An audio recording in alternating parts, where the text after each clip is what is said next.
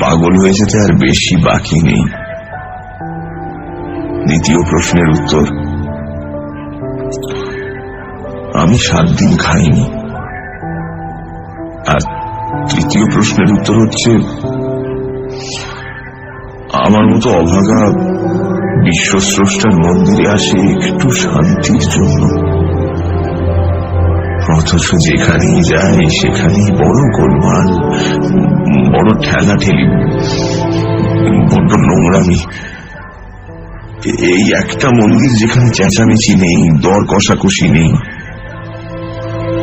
তপবনের মতো এই জায়গাটা গম্ভীর, সংযত, উদার।